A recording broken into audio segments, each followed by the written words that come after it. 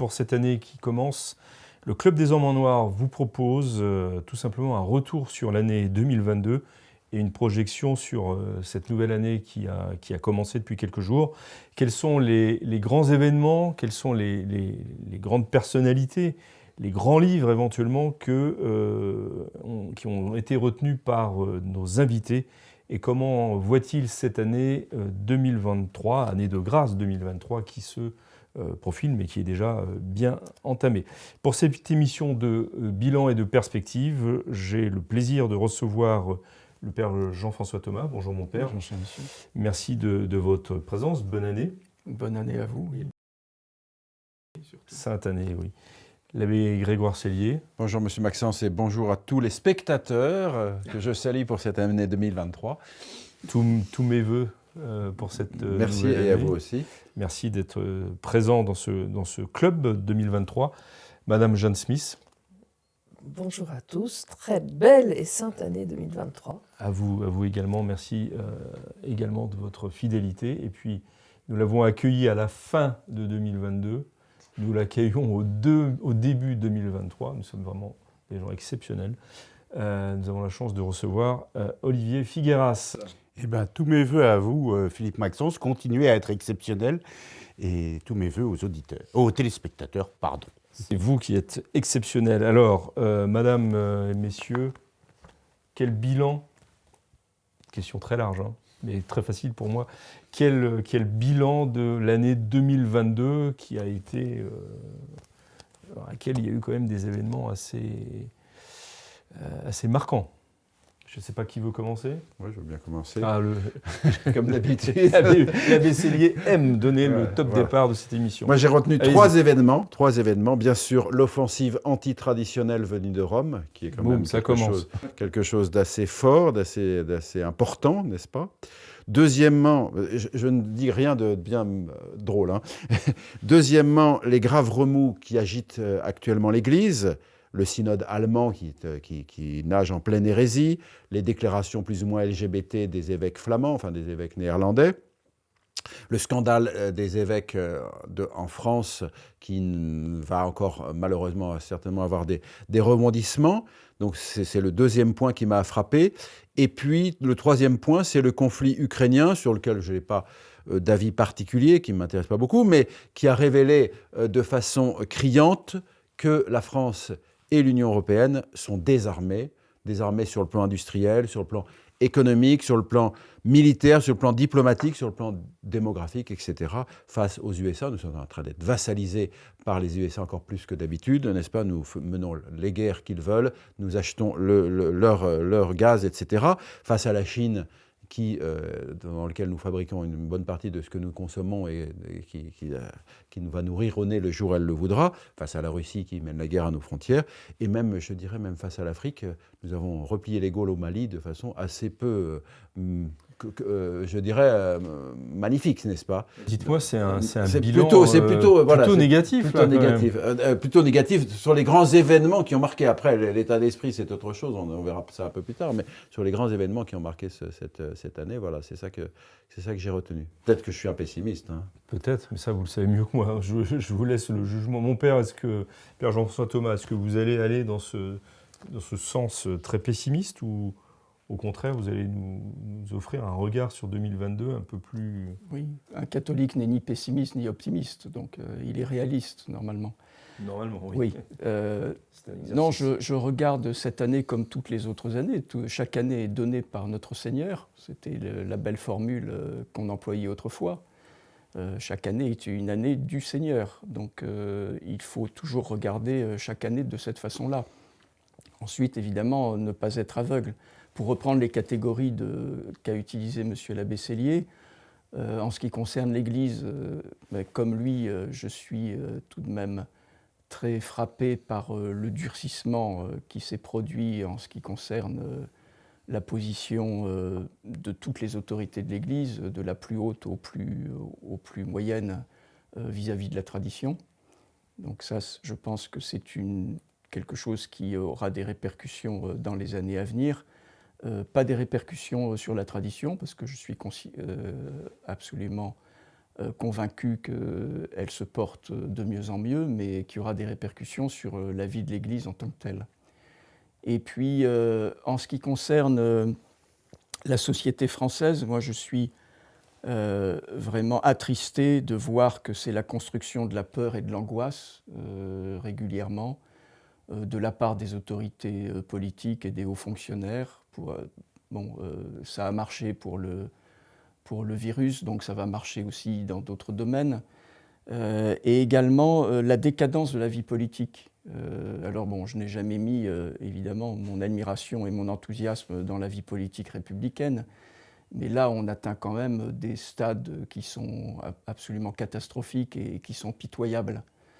Et puis dans la vie internationale, c'est le manichéisme de l'Union européenne et bien évidemment de la France en ce qui concerne les grands événements qui peuvent se produire et qui ne sont pas directement liés à notre politique intérieure, mais comme l'a dit M. l'abbé Sellier, maintenant c'est clair, nous sommes les petits chiens d'autres puissances. Alors ça peut être les États-Unis en ce qui concerne la vie politique. Maintenant, pour la vie économique, il me semble que c'est plus du côté de l'Asie qu'il faut découvrir nos servitudes. Finalement, vous entrez tous les deux, enfin les deux ecclésiastiques présents, faites à peu près le même constat des grands faits qui vous ont marqué pour 2022. La surprise va-t-elle venir du laïcat féminin, Jeanne Smith ? Allons-y alors. Oui, forcément, les événements que vous avez cités nous ont tous énormément frappés. Et notamment, on a cette espèce d'impression de déliquescence de l'Église. Mais comme disait Chesterton, l'Église est un navire qui sombre et puis on s'aperçoit que c'est un sous-marin, après tout. Il y a eu, ce qui m'a fortement frappé, c'est les changements à l'Académie pontificale pour la vie et à l'Institut Jean-Paul II pour la famille, où vraiment tout le travail, tout un travail de sauvegarde morale est en train d'être détruit de façon extrêmement méthodique par la nomination de personnes qui sont pour l'avortement, pour la contraception, pour diverses formes d'euthanasie. Enfin, on a l'impression vraiment de nager dans une église qui a perdu le cap. Mais au fond, il y a eu aussi d'autres événements qui m'ont paru, eux, extrêmement positifs. Et je pense notamment au renversement de Roe versus Wade aux États-Unis, donc la décision jurisprudentielle qui avait rendu l'avortement, qui avait fait de l'avortement une affaire de vie privée dont on ne pouvait pas priver les femmes dans tous les États des États-Unis. Depuis ce renversement qui a été quand même obtenu de très hautes luttes, mais de luttes très anciennes, c'est-à-dire que ce sont des décennies de manifestations, de prières, d'actions et de droiture, parce qu'aux États-Unis, le combat pro-vie, c'est pas d'avortement, pas d'exception. Ils ont quand même réussi à rendre aux États la possibilité de mettre fin à ce massacre des innocents dont nous parlions il y a 1 ou 2 semaines. C'est véritablement pour moi un coup de tonnerre qui écarte les nuages et qui lui montre le ciel bleu pour dire qu'il y a des choses qui sont possibles. Il y a cette chose-là. Il y a, je n'ai pas une énorme affection. Si, c'est autre chose qu'il faut dire. J'ai beaucoup de réticence par rapport aux enseignements, entre guillemets, du pape François, mais néanmoins, il a choisi de consacrer le monde au cœur immaculé de Marie. Il était peut-être le seul, en tant que pape progressiste, à pouvoir emporter l'adhésion d'une très grande quantité d'évêques à travers le monde. Il l'a fait. On me dira c'était insuffisant, on me dira ceci, on me dira cela.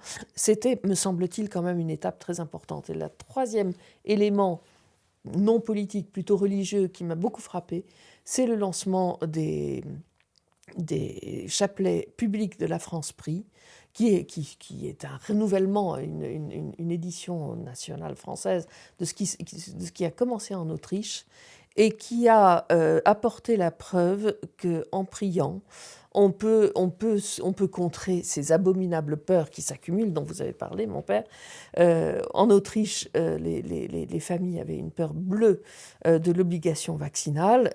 Elle s'est évaporée comme de l'eau au soleil brûlant, à la suite de ces prières. Je pense qu'il faut le noter, et je pense que lorsqu'on nous parle effectivement de l'homme qui est en trop sur la planète, on n'arrête pas de nous le dire, et on n'arrête pas de nous dire de toute façon il n'y a plus d'antibiotiques, donc tout le monde va mourir, de toute façon il y a un virus, donc tout le monde va mourir, de toute façon il va y avoir des attaques nucléaires, tout le monde va mourir. Ben non, tout est entre les mains de Dieu, et nous sommes assurés du triomphe de la Vierge Marie. Et ça, je pense que c'est ça qu'il faut retenir de cette année. Là, messieurs les ecclésiastiques, pour l'instant, l'avantage de l'espérance est au laïcat. Mais je vous laisserai répondre dans un instant à cette affirmation provocatrice. Terminons ce tour de table avec Olivier Figars. On va voir si la balance penche d'un côté ou de l'autre.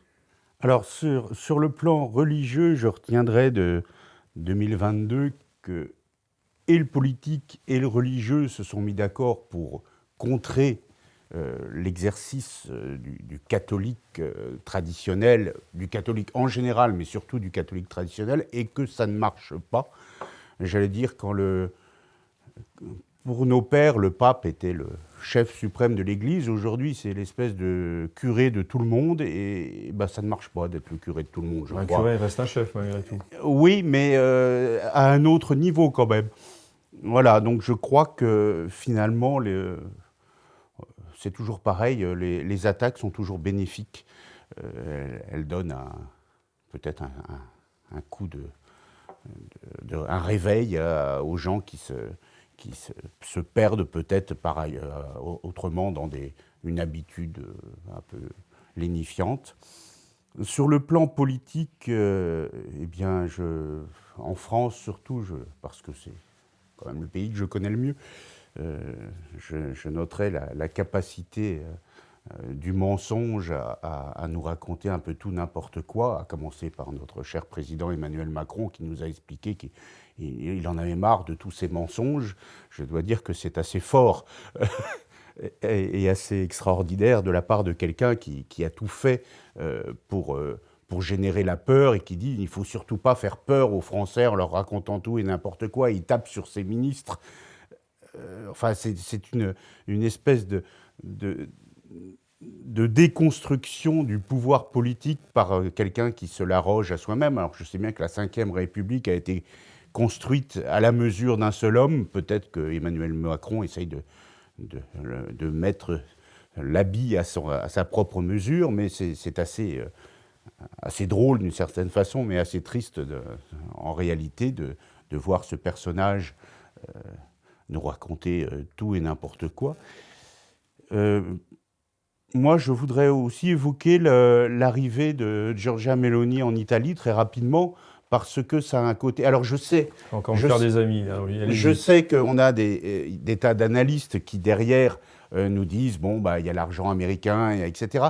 Ça n'est pas ce point-là que je veux voir. Ce que je veux voir, c'est qu'il y a des Italiens aujourd'hui, les Italiens du peuple, hein, pas les classes politiques importantes, qui sont contents de ce qu'on leur permette de faire des petites choses qui étaient bloquées.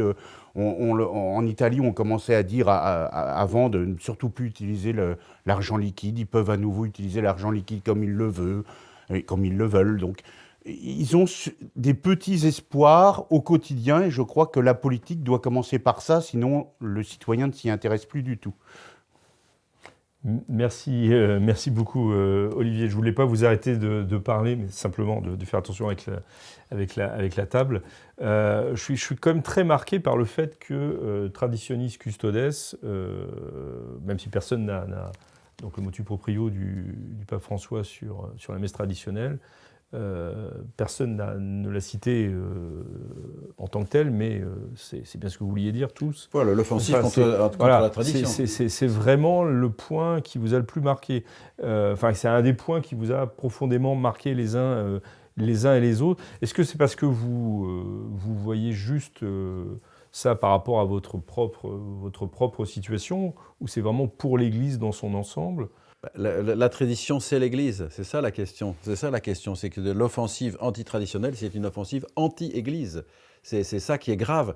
Oui, mais elle n'est pas conçue forcément comme ça par non, mais je dirais, nous de la fraternité, soyons clairs, nous sommes pas affectés directement par cela, mais l'Église, à un moment où petit à petit la messe traditionnelle reprenait un petit peu d'ampleur, etc., l'Église en est gravement affectée parce que ça va encore retarder une amélioration d'un certain nombre d'années parce que il va falloir, je dirais, s'enquister en attendant des jours meilleurs pour ceux qui voudront garder la messe traditionnelle dans les structures officielles.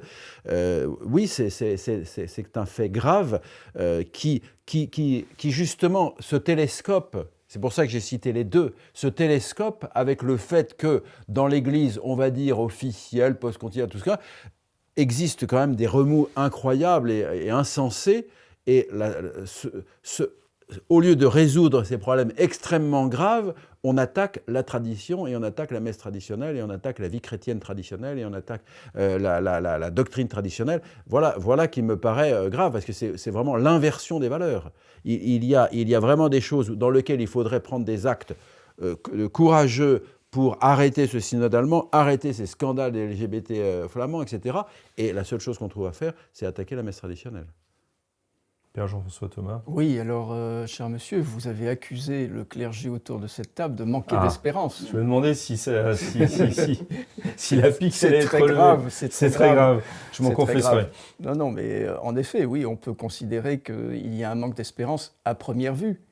Mais ce n'est pas le cas. Je pense que monsieur l'abbé Sellier, comme moi, regarde chaque jour vers le ciel. Donc, ce n'est pas un manque d'espérance. Et tout ce qui se passe en ce monde, évidemment, est d'une façon ou d'une autre permis par Dieu. Donc il faut aussi savoir lire les signes des temps, comme nous invite l'Église, le Saint Concile.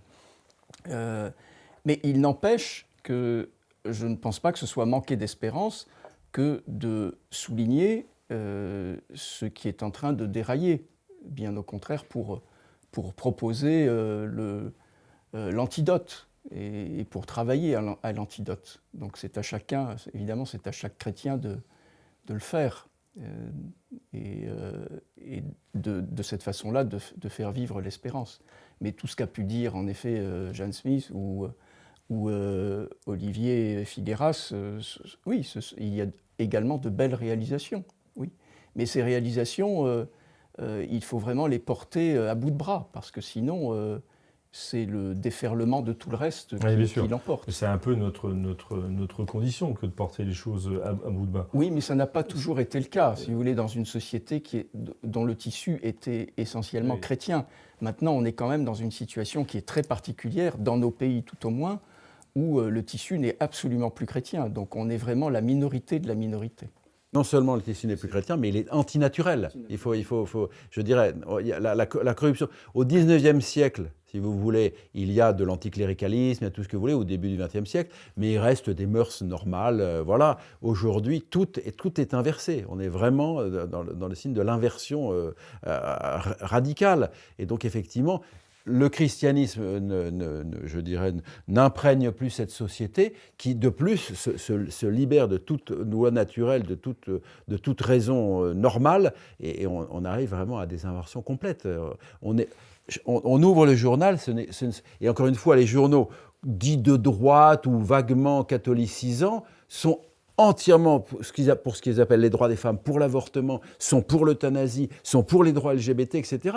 Je ne cite pas de nom, mais vous voyez un peu le genre de journal bourgeois puissant aujourd'hui. C'est insensé. Ce sont des journaux qui sont complètement d'extrême gauche, en réalité, sous prétexte d'être des journaux de droite.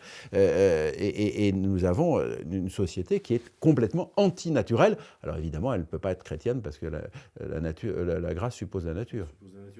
Je reviens quand même sur Traditionis Custodes, et pardon de ce que je veux dire, mais en même temps, j'ai l'impression que cette attaque forte de l'autorité suprême a certes trouvé des relais parmi la hiérarchie catholique, mais a suscité une réaction de la part des fidèles, et que ces mêmes fidèles, en fait, on ne se retrouve pas du tout dans la situation des années 70-80, où il y a eu une majorité de catholiques qui, malgré tout, suivaient cette opposition à la messe traditionnelle, là aussi décrétée par l'autorité suprême, à l'époque Paul VI. Donc là, aujourd'hui, ça passe quand même beaucoup moins. Donc c'est un facteur aussi plutôt encourageant. Dans un catholicisme occidental plutôt rétréci, on va parler même spécifiquement de la France, les forces vives du catholicisme, sans être forcément des traditionalistes en tant que tels,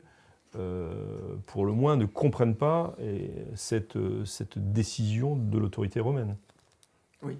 Alors, ce que vous soulignez ici, moi j'avais l'intention d'en parler plutôt dans les perspectives de 2023. Très bien, alors 2023. Voilà. Conservons-le bien au chaud pour 2023. Est-ce que, Jeanne Smith, pardon. Pour Traditionis Custodes, c'est vrai que cela nous a énormément marqué, mais nous sommes en général quand même... vous êtes privilégiés, vous n'avez pas de problème particulier. Il y a beaucoup de fidèles qui, vivant peut-être pas vous, mon père, pour la liturgie, vous voulez dire... Pour la liturgie, j'entends. Les prêtres ont la messe au bout de leurs doigts. C'est ce que je voulais dire, vous avez la messe. Et nous sommes... Nous avons la chance d'être dans des diocèses, en gros, où nous circulons, où nous n'avons strictement aucun problème pour accéder à la messe traditionnelle. Mais ce qui est vrai, c'est que ça n'est absolument pas vrai partout, qu'il y a, à mon sens, un dilemme terrible et des souffrances terribles pour beaucoup de prêtres diocésains, pour le coup, dont, à mon avis, on ne parle pas assez dans cette affaire de Traditionis Custodes. Ouais, qui sont les premiers visés. Qui sont les premiers visés et qui sont face, à qui on dit...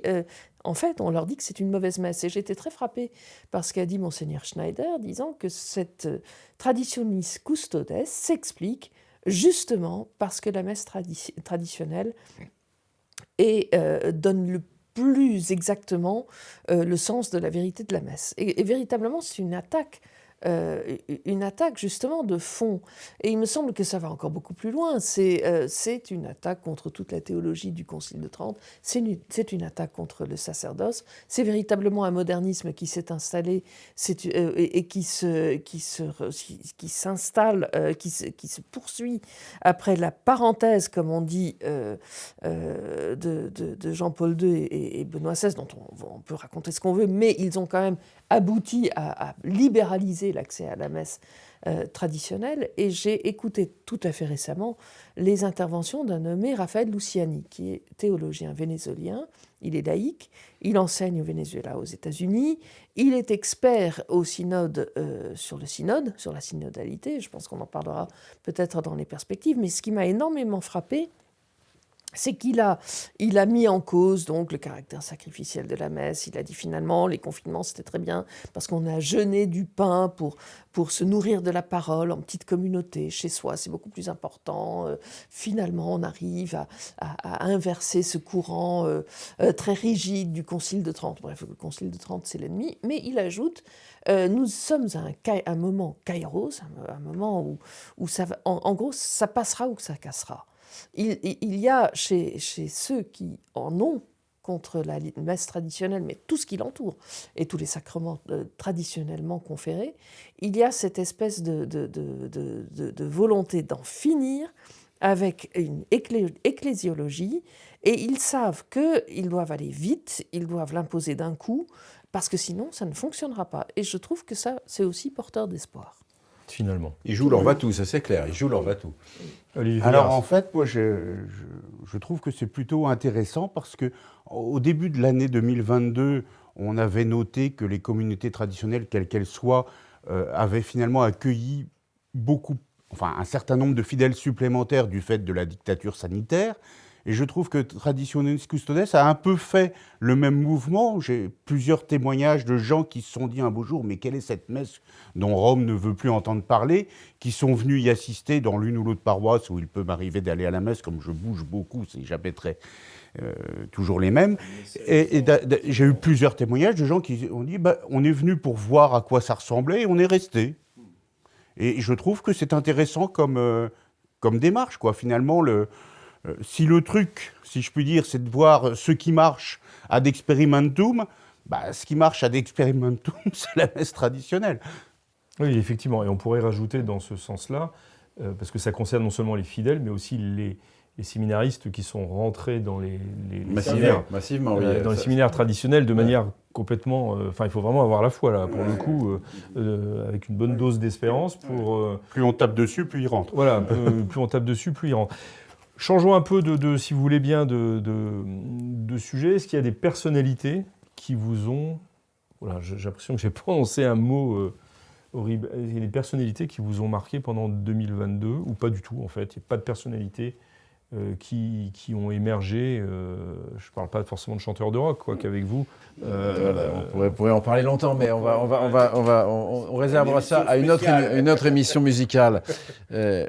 Moi, ce que j'ai noté, l'évolution de Monseigneur Schneider m'intéresse. Je le vois évoluer, je le vois au fur et à mesure des livres ou des interventions dans lesquelles il prend de plus en plus conscience des choses, etc.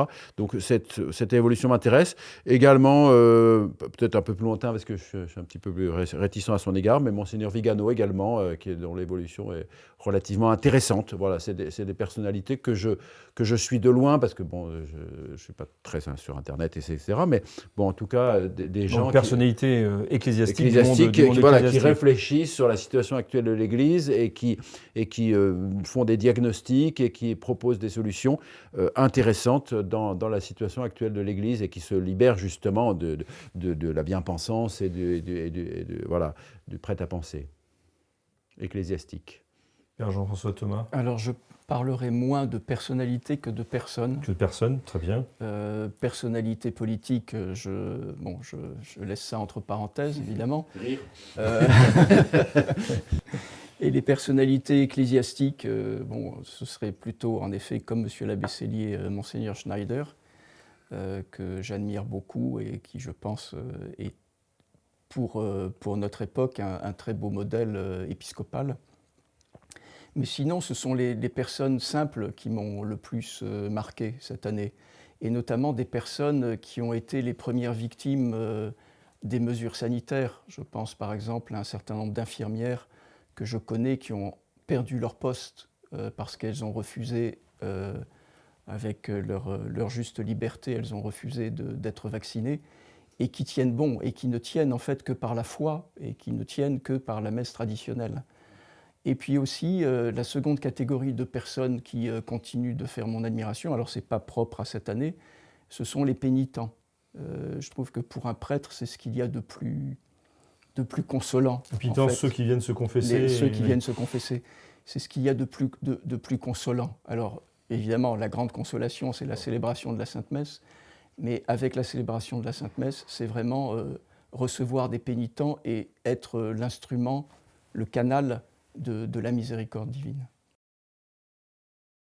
Madame Jeanne Smith. Monseigneur Schneider, oui, on le voit effectivement. Donc là, il est au top. Il est au top, mais malheureusement, je crois on le remarque parce qu'il est vraiment quasi seul. Et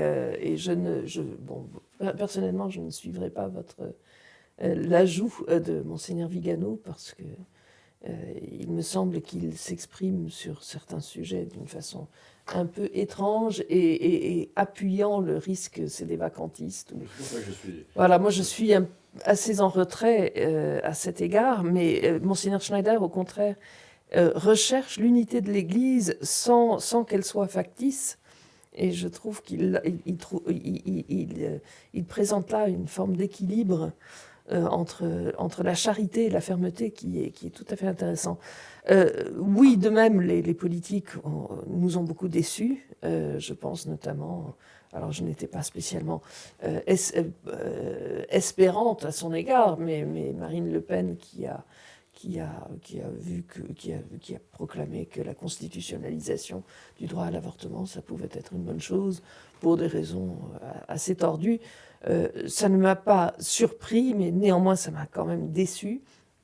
Sur le plan politique, il me semble que la leçon de l'année 2022, c'est qu'en effet, on peut avoir quelques quelques freins à l'évolution générale qui semblent nous mener vers une dictature à la chinoise, mais que dans l'ensemble, personne n'a le courage véritablement d'aller beaucoup, beaucoup plus loin, sauf peut-être certains hommes politiques aux États-Unis, je pense à Ron DeSantis ou à d'autres, mais sinon on est dans la domination du mensonge et de la manipulation qui pour moi s'étend de Biden à Xi Jinping en passant par Poutine, donc tout ce monde-là, je l'exècre un peu. J'ai beaucoup d'admiration en revanche pour les jeunes, et spécialement les jeunes qui se font professeurs, qui fondent des familles, qui font preuve d'une espérance surnaturelle qui, elle, me réjouit beaucoup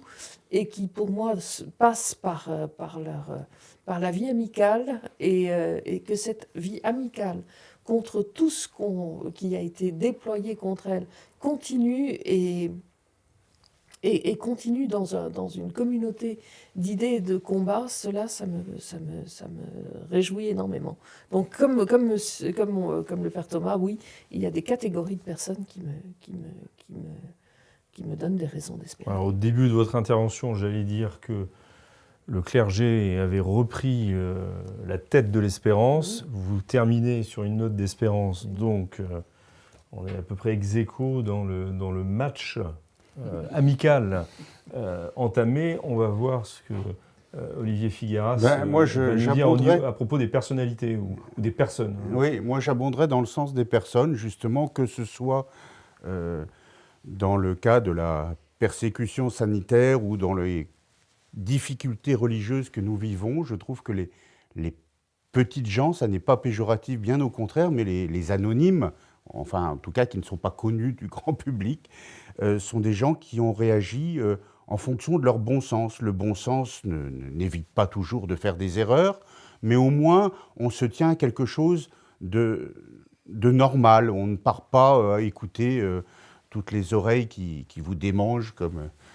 comme dit la Bible. On suit ce qui paraît bien, ordonné, et alors tout le monde ne le fait pas évidemment, mais il y a beaucoup de gens qui le font au préjudice parfois de leur temps de plaisir ou de leur tranquillité personnelle vis-à-vis de certains membres de leur famille ou autres. Non, je suis assez admiratif de cela. La balance et l'équilibre sur l'espérance est donc certaine. Ce que je note de tout ce que vous avez dit, c'est l'effacement des personnalités, en fait. Oui. La disparition, à quelques très très rares exceptions qu'on remarque d'autant plus qu'elles sont seules, quasiment. Comme disait Solzhenitsyn, c'est le déclin du courage. Oui, nous sommes dans le déclin du courage.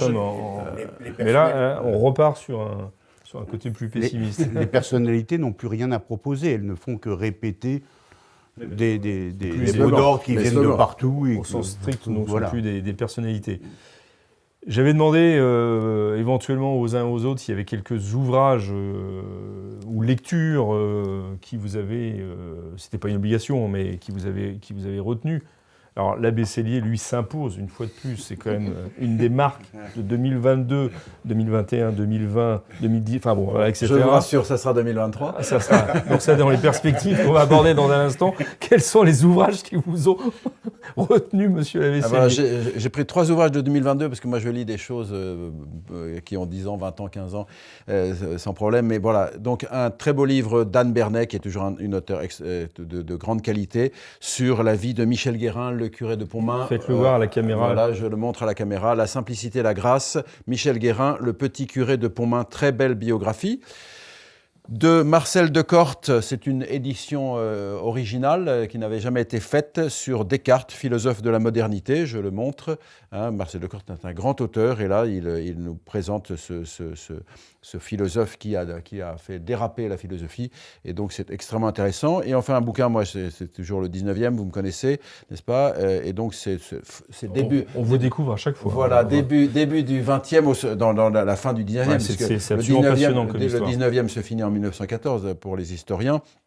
Donc c'est un livre sur la Fédération nationale des jaunes, c'est-à-dire le syndicat qui a compté plus de 100 000 adhérents, peut-être 300 000 adhérents, et qui a défié la CGT, qui n'a malheureusement pas abouti parce que son leader est passé à la politique, ce qui était une erreur. Et c'est très intéressant, c'est à partir de l'analyse des ouvrages, et notamment de la revue qui s'appelait Le Jaune, de l'idéologie de ces jaunes, donc un syndicalisme tricolore, qui est un syndicalisme... Donc c'est donc de Didier Favre. Voilà, très, très beau livre. Les jaunes, un syndicalisme tricolore, le syndicat qui défia la CGT. Merci, monsieur Havet. Mon père, vous avez des lectures, ça je sais que vous en avez. Vous écrivez aussi des livres, enfin l'un et l'autre d'ailleurs. Mais alors je recommanderais deux lectures. Une qui est très ancienne, donc un certain nombre de spectateurs ont sans doute déjà lu ces ouvrages. Ce sont les 2 volumes dans la collection de la Pléiade du journal de Paul Claudel, qui mériterait d'ailleurs une réédition avec des notes plus fraîches. Mais les notes étaient faites par le père François Varillon et par Jacques Petit, donc ce sont des notes qui sont très intéressantes. Et le journal est particulièrement passionnant parce qu'on voit l'évolution de la pensée et de l'écriture de Paul Claudel. Et puis le second ouvrage, c'est Un chemin de conversion, la correspondance de Charles Maurras avec 2 carmélites de Lisieux, dont la sœur Pauline de Sainte-Thérèse de Lisieux. Ça leur avait été demandé par le pape Pie XI. Et cette correspondance est tout à fait passionnante et montre également l'évolution spirituelle de Charles Maurras. Donc aux éditions Téqui. Aux éditions un livre Téqui. Qui est paru en fin 2022. Oui. Cher Olivier, on vous a appris un peu au débeauté sur cette question, comme sur les autres d'ailleurs. Mais je ne doute pas, vous qui êtes un grand lecteur, que... Oui, alors en 2022, je n'ai guère lu de livres nouveaux. Mais peu importe sur la nouveauté, pour des raisons, qui vous ont marqué. Pour des raisons très personnelles, j'ai relu beaucoup d'ouvrages de mon père, ce qui limite... Donc André Figueras. André Figueras, ce qui limite ma réponse, mais parce que j'essaye de prévoir quelques petits travaux sur la question. Donc je me suis beaucoup plongé dans ces ouvrages. Et sinon, j'ai papillonné dans ma bibliothèque qui est assez importante. Je peux en témoigner, oui. Avec un intérêt particulier ces derniers temps pour Charles Maurras, ce qui n'étonnera pas ceux qui me connaissent. Mais donc je n'ai pas de choses particulières, sauf que je recommande aussi bien Charles Maurras qu'André Figueras, bien évidemment. Et dans les livres de votre père, André Figueras, il y en a un qui vous marque plus que d'autres, ou pas du tout, en fait, où ils sont à égalité? Ils ne sont pas à égalité, mais ils sont très différents. Donc l'approche est... Non, mais on ne peut pas parler de ces recueils de poèmes de la même façon qu'on parle de ces livres contre De Gaulle. C'est vraiment des choses très différentes et quasiment 2 auteurs différents. Donc là, je me suis replongé un peu vraiment dans le plus ancien, donc dans les recueils de poèmes qui n'existent plus. Donc je vous dis, c'est pour un petit travail que je fais pour moi et que mais dans les livres qui existent aujourd'hui, je crois que les mémoires sont intéressants. Mémoires intempestives. Oui, intempestifs. Tempestif, oui, effectivement. Les mémoires sont intéressants parce qu'ils sont l'image d'une époque. Très bien, merci. Et ils sont toujours disponibles. Toujours disponibles. Jeanne, très vite, parce qu'il nous reste peu de temps pour les perspectives 2023, pardon de vous presser. J'ai été très frappée, il se trouve que j'ai traduit La messe catholique de Monseigneur Schneider, pour y revenir. C'est un livre qui décrit la réalité de la messe d'une façon que je regrette de ne pas avoir découvert avant. Et pour reprendre le mot d'une sœur bénédictine, pourtant habituée de la messe, c'est une professionnelle, elle aussi, d'une certaine façon de la chose, elle dit qu'on n'assiste plus à la messe de la même façon après avoir lu ce livre. Et vraiment, c'est pour moi un livre extrêmement marquant. Et un autre, puisqu'on va vite, c'est La pensée captive de Czesław Miłosz, polonais, qui a été réédité cette année, il y a 2-3 mois, donc fin 2022. Fin 2022, oui. Et c'est un livre merveilleux parce qu'il explique comment, sous le communisme, des gens s'arrangeaient, des intellectuels, pour vivre quand même sous cette emprise. Et il montre en fait quelle compromission on en arrive à faire et comment ça se passe psychologiquement. Et je trouve que pour notre époque, c'est vraiment intéressant. Rapprochement très intéressant. Merci beaucoup, pardon de vous presser les uns les autres, puisque la dernière partie de notre émission, mais je n'ai pas vu le temps s'écouler. Oui. Vos perspectives les perspectives, 2023. alors en deux mots, Thomas, en trois, allez. Floraison de la tradition, à mon avis, et puis aussi une année de résistance. Voilà. Résistance à tout. À tout, autant au plan civil que... Voilà, civil, tout ce qui est mauvais, évidemment. Mais c'est un appel ou vous pensez que Ah non, je pense que les gens vont Je pense qu'il y aura une mobilisation, comme on dit aujourd'hui. Ah, très bien. Oui. Olivier Figueras. Mais je suis tout à fait d'accord avec le père Thomas. Je m'interroge seulement sur les moyens de faire connaître ce qui nous fait vivre à ceux qui, manifestement, n'en ont jamais entendu parler. Alors j'espère que les hommes en noir vont augmenter leur audience à grande vitesse. On peut faire ce souhait, mais grâce à vous, certainement. Merci. Jeanne, puisque je vous ai un peu pressé tout à l'heure, je vous donne peut-être un peu plus de temps. Un peu plus de temps, si vous voulez. Les perspectives me semblent assez noires. Alors là, je crois que les ecclésiastiques, ils sont en train de gagner. Gagner. C'est les hommes en noir. Non, je pense que l'Église va au-devant de très grandes turbulences, notamment avec le synode sur la synodalité je l'ai brièvement évoqué tout à l'heure. Je pense que c'est une attaque en règle contre ce qu'est l'Église, contre son principe hiérarchique, contre son rôle qui est de transmettre la grâce, de communiquer la grâce, de répandre la grâce de notre Seigneur Jésus-Christ à travers les sacrements. Je pense que tout cela est en grand danger. Et il me semble que nous avons, face à cette perspective qui me paraît bien réelle, un devoir de formation, de réflexion et de résistance commune. Il ne faudra pas rater le coche. Pour moi, c'est vraiment la grande affaire de l'année 2023. Je suis très mauvaise pour faire des prédictions, je n'en fais jamais. Politiquement ou autre, les choses se passent toujours très différemment de ce que les uns et les autres attendent. Permettez-moi de citer Bernard Anthony qui parle de l'hétérotélie. Les hommes se disposent et puis les choses se passent généralement dans un sens tout à fait différent, voire contraire. On peut aussi s'accrocher un peu à cette idée. Mais il me semble que dans l'année qui vient, c'est notre foi qui sera au cœur des combats et c'est elle qu'il faudra défendre et il faudra trouver les moyens de la défendre comme il faut. Merci beaucoup. Abbé Grégoire Sellier. Je vais tomber dans le pessimisme, sinon c'est pas drôle.